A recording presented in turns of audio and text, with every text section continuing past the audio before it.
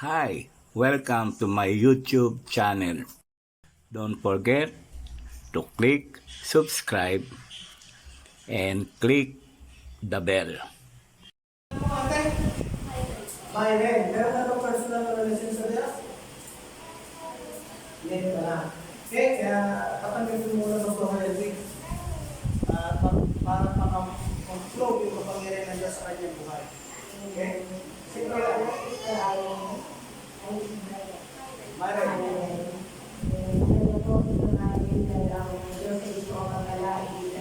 Dapat ang piling mo at pananampalataya mo na nag-iisip mo sa lahat sa iyo. So, makita ng pag-isis, kung ito ay kakabagin mo, kung ito ay makasalanan, nakalimutan kasalanan, at sinayag mo na ikaw na nanay sa nampalataya sa kanyang Diyos at sa kalbari mo, hindi mo, bilangan mo ang kanyang kanyang then,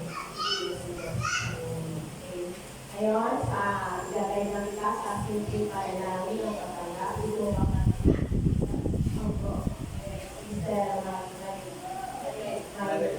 okay? Askot ka lang sa akin sa panalangin na ito. Ako, may sa oras na ito. Sinusubo ko. Ako may sa iyo. Pag-lapsus, tawarin ko sa aking mga kasalanan. Mula ngayon, hindi nakakatiwala ko sa iyo. Ang buhay ko. Nananalig at naniniwala ko. Na ikaw ay namatay sa krus. Dahil sa aking mga kasalanan. Gawain na mula ngayon. Ikaw na ang Panginoon at magligtas ng aking buhay. Salamat po, Panginoon. Amen. Amen. My will ay naniniwala pa tayo magaling ng Diyos ang iyong lahat. Amen. Pagkatin ng pangako ng Diyos ay sa mga pinag-aralan natin. Ang sabi lang, na 1 Peter chapter 2, tumingin sa akin. Ang sabi ng 1 Peter chapter 2, sa kanyang mga lakad, tayo na kanyang pinagaling. Simple lang sa Diyos. Yung problema na natin. Ayaw sa pananampalataya natin. At sa pamilya ng Diyos, ayaw pagalitin ng Diyos ang naniniwala natin. Okay? At yung findings pa lang naman yun, di ba? Findings pa lang. First option, second option na yan. Okay? Findings pa lang din naman. At walang posible sa Diyos.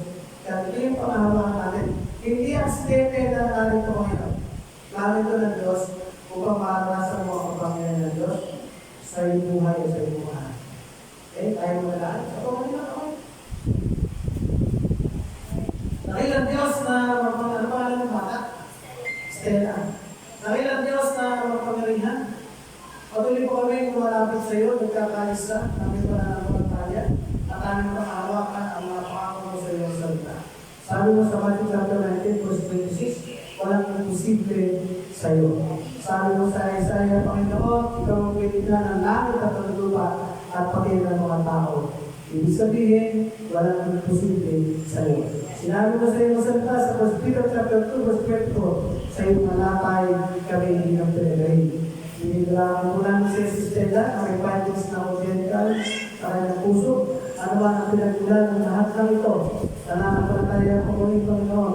Sa kapangyarihan na pinagulong sa amin, I love you. The spirit of sickness sa kanyang buhay, sa kanyang puso. Right now, in Jesus' name. Hindi ko, Panginoon, ipato mo iyong kapangyarihan kamay sa kanyang buhay. Pagdaluin ang kapangyarihan mo mula ulo ng talupangan ng batang ko. Tumalo ang kapangyarihan mo at naranasan niya ang himala at kagalitan. I declare and I command. 1 Peter chapter 2, verse 22, sa iyong malatay, ang batang ito ay mantinagaling. Sa tanging pangalan ni Jesus. Amen. Ganun din po, Panginoon, si Mylen, salamat po. Sa oras po ito, pinagdapan niya, bilang Panginoon at pagpagligtas. Simula sa oras nito, ang kapangyarihan mo, kami ay dumudulog sa iyo na patuloy na mag-ahari ko sa kanyang buhay. Patuloy mo purihin ang kanyang puso ng kauhawan at kagalakan sa tanging pangalan ni Jesus. Simula sa oras nito, Pugin mo ang kanyang puso na kauhawan at kasabihan na ikaw sa pahinya sa Espiritu at katotohanan. Palutin mo sila ng mag-ina ng iyong kapangyarihan at patuloy na puspusin ang Santong Espiritu.